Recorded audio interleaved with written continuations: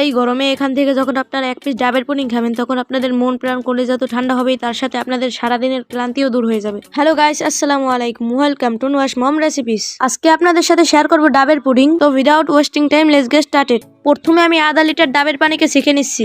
আমি যে ডাবের পানিটা নিয়েছি ওই ডাবের পানিটা অনেক মিষ্টি। তারপর আমি এখানে দিয়ে দিচ্ছি 3 চা চামচ চিনি। আপনারা চাইলে চিনিটা বাদ দিতে পারেন। এবার দিয়ে দিচ্ছি আজকের রেসিপির শেষ উপকরণ 1.5 চা চামচ আগার আগার পাউডার। ডাবের পানিটা কিন্তু হালকা গরম হয়েছে, এই অবস্থায় আমাদেরকে আগার আগার পাউডারটা দিয়ে দিতে হবে।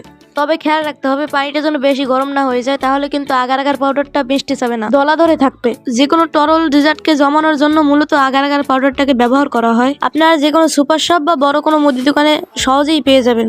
এবার অনবরত নেড়েচেড়ে অপেক্ষা করব ভালোভাবে বলক আসা পর্যন্ত। অনেকক্ষণ ধরে জাল করে ভালোভাবে ঘন করার কোনো দরকার নেই। ভালোভাবে নেড়েচেড়ে চিনি আর আগার আগার পাউডারটাকে আমি খুব ভালোভাবে মিশিয়ে নিয়েছি। এবার অনবরত নেড়েচেড়ে অপেক্ষা করতে হবে ভালোভাবে বলক আসা পর্যন্ত। অনেকক্ষণ ধরে জাল করে ঘন করার কোনো দরকার নেই। 2-3 বারের মতো বলক আসলেই আমি চুলা থেকে এই মিশ্রণটাকে নামিয়ে নিব। কোনোভাবেই ঠান্ডা হতে দেওয়া যাবে না। যেই পাত্রে পুডিংটাকে সেট করবেন চুলা থেকে সঙ্গে সঙ্গে নামিয়েই সেই পাত্রে দিয়ে দিতে হবে। ডাবের পুডিংটাকে আপনি যে কোনো পাত্রের ভিতরেই সেট করতে পারবেন। এবার ডাবের শ্বাসটাকে দিয়ে দেব, তবে একসঙ্গে দেওয়া যাবে না, অল্প অল্প করে দিয়ে দেব এবং চামচ দিয়ে মিশিয়ে দেব। ডাবের পুডিং এর আসল টেস্টটাই কিন্তু নিয়ে আসে ডাবের শ্বাস, তাই একটু বেশি পরিমাণে দেওয়ার চেষ্টা করবেন, এতে করে ডাবের পুডিংটা খেতে অনেক ভালো লাগে। তাই আমি ডাবের শ্বাসটাকে চারপাশে ছড়িয়ে দিচ্ছি। এবার এই পুডিংটা নর্মাল টেম্পারেচারে আসার জন্য এভাবেই রেখে দেবো 30 মিনিটের জন্য।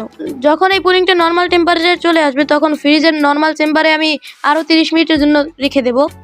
প্রায় 1 ঘন্টা পর পুডিংটা ভালোভাবে সেট হয়ে গেছে। এখন আমি পুডিংটাকে ডিমোল্ড করে নিচ্ছি। পুডিংয়ের সাইজ অনুযায়ী সময়টা কম বেশি লাগতে পারে। আপনাদেরকে আমি এখন পরিবেশন করে দেখাচ্ছি। মাশাআল্লাহ, দেখতেই পাচ্ছেন পুডিংটা কত লোভনীয় লাগছে। ভিডিওটা ভালো লাগলে লাইক করে দেবেন আর চ্যানেলে নিউ থাকলে চ্যানেলটাকে সাবস্ক্রাইব করে দেবেন। সবাই ভালো থাকবেন, সুস্থ থাকবেন, আল্লাহ হাফেজ।